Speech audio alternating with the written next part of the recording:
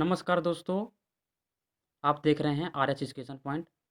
दोस्तों आज हम बात करेंगे मध्य प्रदेश की मिट्टियों के बारे में। मध्य प्रदेश में कितनी मिट्टियाँ हैं और कैसी मिट्टियाँ हैं और किस स्थान में पाई जाती हैं, इसके बारे में संपूर्ण जानकारी आपके साथ आज डिस्कस करेंगे। चलिए दोस्तों, बात करते हैं। धरातल की ऊपरी परत जो पेड़ पौधों को उगने व बढ़ने के लिए जीवांश तथा खनिजांश प्रदान करती हैं, मिट्टी कहलाती हैं। मिट्टी का परिभाषा हुआ क्या कि धरातल के ऊपरी परत जो पेड़ पौधों को उगने व बढ़ने के लिए जीवांश तथा खनिजांश प्रदान करती है, मिट्टी कहलाती है। मिट्टी चट्टान तथा जीवांश के मिश्रण से बनती है। डॉक्टर हम हेमंड बेनेट के अनुसार भूमि के तल पर पाई जाने वाली असंगठित पदार्थों की वह ऊपरी परत जो मूल चट्टानों तथा वनस्पति अंश के योग से निर्मित हुई है, मिट्टी है। वनस्पति और कृषि के स्वरूप को निर्धारित करने वाले कारकों में मिट्टी अत्यधिक महत्वपूर्ण होती है। किसी प्रदेश में घास अथवा वन किस प्रकार के पाए जाते हैं, यह बहुत कुछ मिट्टी की प्रकृति पर निर्भर होता है।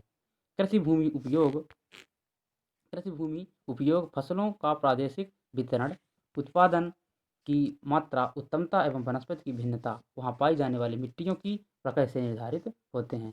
किसी स्थान विशेष की प्रकृति कैसी है, इसके लिए निम्नलिखित पक्षों का अध्ययन जरूरी होता है। ये पक्ष दिए हैं आपके सामने।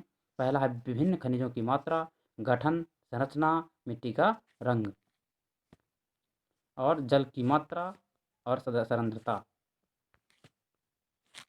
तो मिट्टी के प्रकृति के दो प्रमुख पक्ष हैं। पहला रासायनिक व भौतिक। रासायनिक व भौतिक जनक पदार्थ, वनस्पति, जलवायु, जल निकास तथा काल इन पक्षों को निर्धारित करने वाले मुख्य कारक हैं। मध्य प्रदेश भारत के दक्षिणी प्रायद्वीप पठार वह भूभाग है जहाँ विस्तृत प्रदेश में अवशिष्ट मिट्टी पाई जाती है। यहाँ की मिट्टी की यहाँ की मिट्टी की प्रकृति का निर्धारण में यहाँ स्थित चट्टानें महत्वपूर्ण भूमिका निभाती हैं। अतः जैव पदार्थ इस मिट्टी में बहुतायत से मिलते हैं। इस पठारी भाग पर जल निकास की कोई समस्या नहीं है, किंतु भूमि के त्रुटिपूर्ण उपयोग ने मिट्टी के कटाव की समस्याएं उत्पन्न कर दी हैं। मध्य प्रदेश अत्यंत प्राचीन भूखंड का भाग है एवं चट्टानों का बना हुआ है, इसलिए मिट्टी भी इन्हीं चट्टानों से बनी हुई है। इसलिए नदी कछारों के अतिरिक्त लगभग संपूर्ण मध्य प्रदेश में प्रौढ़ मिट्टी पाई जाती है। संपूर्ण मध्य प्रदेश में ज़्यादा क्या पाई जाती है? प्रौढ़ मिट्टी पाई जाती है। बड़े पैमाने पर सर्वेक्षण न हो सकने के कारण मध्य प्रदेश की मिट्टी का प्रादेशिक वितरण केवल बड़े वर्गों में ही उपलब्ध होता है। स्थानीय भाषा में हालांकि उसके उपवर्ग मिलते हैं, किंतु उन्हें अन्य प्रदेशों के उपवर्गों के समकक्ष नहीं रखा जा सकता। जैसे काली मिट्टी के स्थानीय उपवर्ग नरसिंहपुर तथा जबलपुर में भिन्न भिन्न हैं। मिट्टी का दूसरा वर्गीकरण उसके गठन के आधार पर मिलता है, जिसके द्वारा मिट्टी में बालू तथा चिकनी मिट्टी की मात्रा का ज्ञान होता है। इसलिए स्थूल रूप से संपूर्ण मध्य प्रदेश में मिट्टी के 5 प्रमुख प्रकार मिलते हैं, जो निम्नलिखित हैं। मिट्टी के प्रमुख मध्य प्रदेश में जो मिट्टियाँ हैं, उनके प्रमुख 5 प्रकार सामने आते हैं। पहली काली मिट्टी, लाल और पीली मिट्टी, जलोढ़ मिट्टी, कछारी तथा मिश्रित मिट्टी। पहला नंबर आता है कछारी मिट्टी। हम इन सभी मिट्टियों के बारे में विस्तार रूप से जानेंगे। पहला है काली मिट्टी। यह मिट्टी गहरे रंग की दोमट मिट्टी है।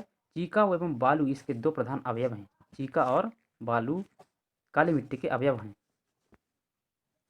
सफ़ेद चीका युक्त यह मिट्टी बहुत बारीक कण वाली चूना, मैग्नीशियम तथा कार्बोनेट के अंश वाली होती है। इस मिट्टी में लोहे, चूने तथा एल्यूमीनियम की अधिकता एवं फास्फेट, नाइट्रोजन एवं जैव पदार्थ की कमी होती है।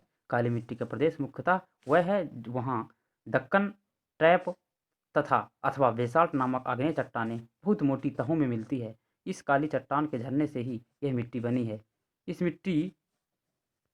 मिट्टी के रासायनिक संगठन में अन्य रसायनों के अलावा लोहे और चूने की मात्रा अधिक होने से इनका रंग काला हो जाता है। पानी पड़ने पर यह मिट्टी चिपकती है और सूखने पर बड़ी बड़ी दरारें पड़ जाती हैं, जिससे मिट्टी से वायु संचरण तथा जल निकास की समस्या नहीं होगी। मध्य प्रदेश में यह मिट्टी सतपुड़ा के कुछ भाग, नर्मदा घाटी एवं मालवा के पठारी भागों में मिलती है। मंदसौर, रतलाम, झाबुआ, धार, खंडवा, खरगोन, इंदौर, देवास, सीहोर, उज्जैन, शाजापुर, राजगढ़, भोपाल,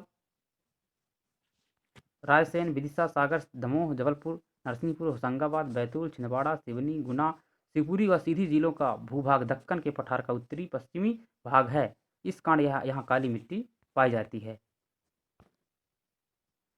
मध्य प्रदेश में टीकमगढ़, छतरपुर, पन्ना, सतना व रीवा के में मिश्रित काली और लाल मिट्टी मिलती है। काली मिट्टी को 3 भागों में बांटा जा सकता है: गहरी काली मिट्टी, साधारण गहरी काली मिट्टी और छिछली काली मिट्टी।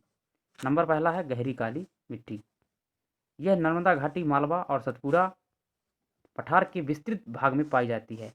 यह राज्य की 3.5% भूमि अर्थात 35 लाख एकड़ क्षेत्र घेरती है। 20 से 60% चिकनी मिट्टी की मात्रा वाली इस मिट्टी का गहराई 1 से 2 मीटर तक है। यह मिट्टी गेहूं, तिलहन, चने तथा ज्वार की खेती के लिए बहुत उपयोगी है। सेकेंड है साधारण काली मिट्टी। काली मिट्टी के प्रदेश का अधिकतम भाग इस वर्ग के अंतर्गत रखा जा सकता है, जिसमें मालवा के पठार का संपूर्ण उत्तरी भाग और निमाड़ प्रदेश सम्मिलित हैं। लगभग 400 लाख एकड़ या राज्य के 37% भूभाग पर यह मिट्टी पाई जाती है। इस मिट्टी की गहराई 15 सेंटीमीटर से 1 मीटर तक है और मिट्टी का रंग भी भूरा अथवा हल्का काला है। छिछली काली मिट्टी। थर्ड है छिछली काली मिट्टी। छिछली काली मिट्टी राज्य के क्षेत्रफल का लगभग 75 लाख एकड़ या 7.1% क्षेत्र सतपुरा क्षेत्र में आता है, जहाँ की अधिकतर मिट्टी की परत छिछली है। छिंदवाड़ा, बैतूल तथा सिवनी जिले इसी भाग में आते हैं। यह चिकनी दोमट मिट्टी है, जिसमें 15 से 30% चिकनी मिट्टी की मात्रा पाई जाती है। मध्य प्रदेश में काली मिट्टी के प्रदेश साधारणतः विस्तृत कृषि प्रदेश के रूप में उभरे हैं। रबी और खरीफ की फसलें ऐसी ही हैं जिन्हें अधिक सिंचाई की आवश्यकता नहीं होती, जैसे गेहूँ, कपास, ज्वार, तिलहन और दालें। काली मिट्टी मुख्यतः कपास के लिए जानी जाती है। ये भी एक जीके का पार्ट है। लाल और पीली मिट्टी। मध्य प्रदेश के लाल और पीली मिट्टी के बारे में बात हो रही है। मध्य प्रदेश के संपूर्ण पूर्वी भाग अर्थात बघेलखंड में लाल और पीली मिट्टी पाई जाती है। सामान्य रूप में से लाल और पीली मिट्टी साथ साथ पाई जाती है तथा लाल रंग लोहे के कणों के ऑक्सीकरण के कारण होता है। अधिकतर यह हल्की बालुई मिट्टी है, किंतु कहीं कहीं पर भारी चिकनी और दोमट मिट्टी के प्रदेश भी मिलते हैं। इस मिट्टी में उर्वरता काफ़ी कम होती है, क्योंकि उर्वरता हेतु आवश्यक ह्यूमस एवं नाइट्रोजन तत्वों की कमी होती है। इस मिट्टी में चूने का मात्रा पर्याप्त होने पर भी निक्षालन के कारण उर्वरता बढ़ाने में यह सहायक नहीं होता। मध्य प्रदेश के अधिकांश ऊंचे पठार एवं तीव्र ढाल की पहाड़ियों के कारण कृषि की संभावना कम है। फिर भी मैदान के अतिरिक्त विस्तृत क्षेत्र में काफ़ी वनस्पति पाई जाती है तथा कृषि भी की जाती है। बघेलखंड के मध्यवर्ती और पूर्वी भाग में रेतीली पतली परत के रूप में मिट्टी पाई जाती है, जिसमें चूने की मात्रा अपेक्षाकृत कम है, जिससे इसमें धान की फसल अधिक बोई जाती है।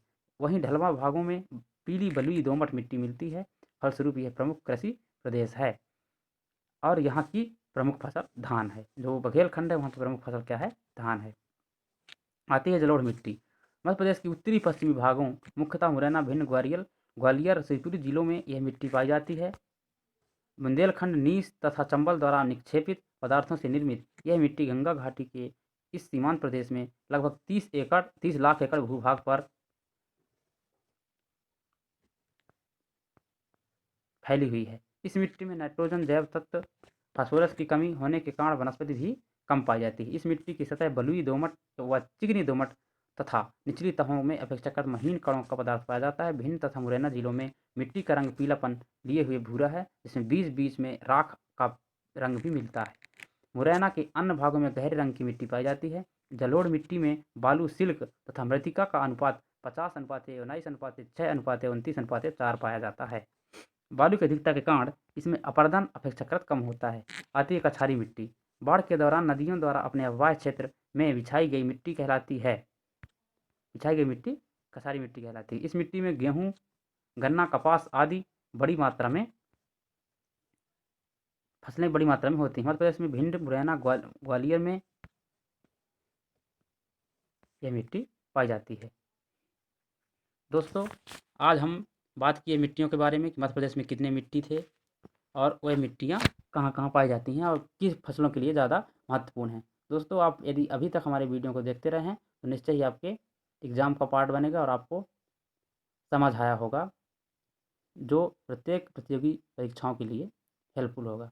दोस्तों, यदि ऐसे ही वीडियो देखना चाहते हैं तो हमारे चैनल को सब्सक्राइब कीजिए और लाइक कीजिए। हमारे चैनल का नाम है आर एस एजुकेशन पॉइंट। धन्यवाद दोस्तों।